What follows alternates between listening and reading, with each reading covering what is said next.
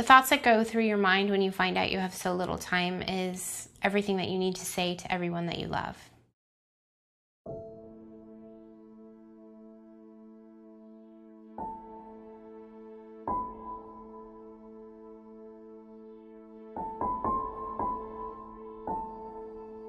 So after getting married is when I first started experiencing the headaches, and they were quite severe. And I didn't understand them because I had never had anything like that before in my life. Right when I was diagnosed, my husband and I were actively trying for a family, which is heartbreaking for us both.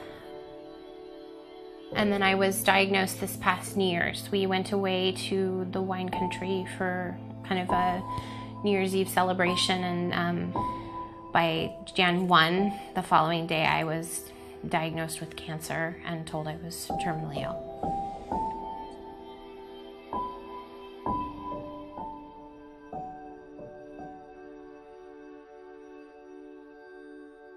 I was told I had a grade 2 astrocytoma, and was told anywhere from 3, maybe 5, up to 10 years to live.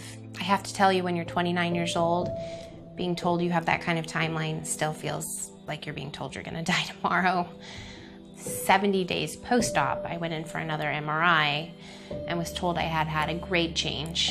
They were looking and saying it looks like grade 4, which is the worst and most aggressive form of brain cancer. It's called a glioblastoma. So that was a major shock to my system and the system of my family, because it went from having potentially years of time to being told I had like 6 months. My parents spent a couple months, they just wanted to search for a miracle. In the beginning, I hoped for everything. First, I hoped that they had just the wrong x-rays, the wrong set of scans. It was all just a big clerical mishap. Your brain will do really strange things to you when you don't want to believe something. You will come up with fairy tales.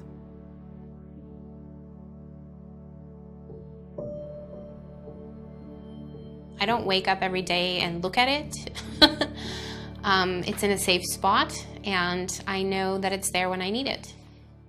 I plan to be surrounded by my immediate family, which is my husband and my mother and my stepfather and my best friend, who's also a physician, and probably not much more people.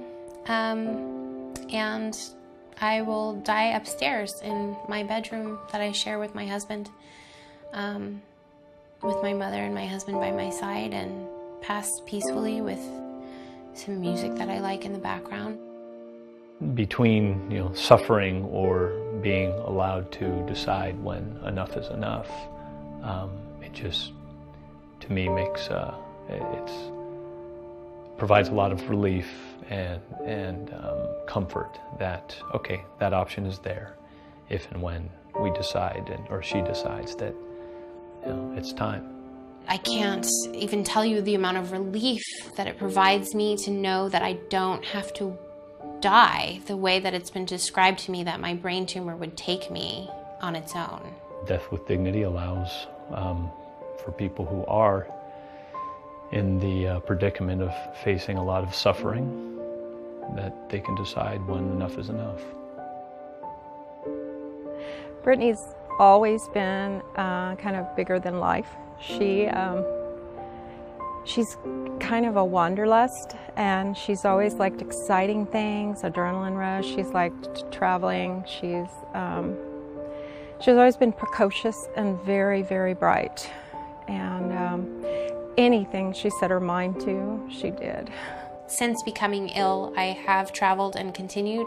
My husband and I took a beautiful trip to Yellowstone.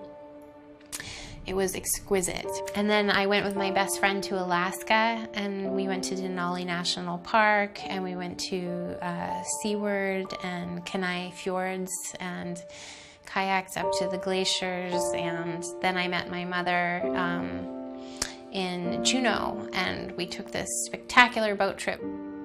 Before I pass, I'm hoping to make it to the Grand Canyon, because I've never been. And that's all I can do, is set little goals like that, and all those things make every day worthwhile.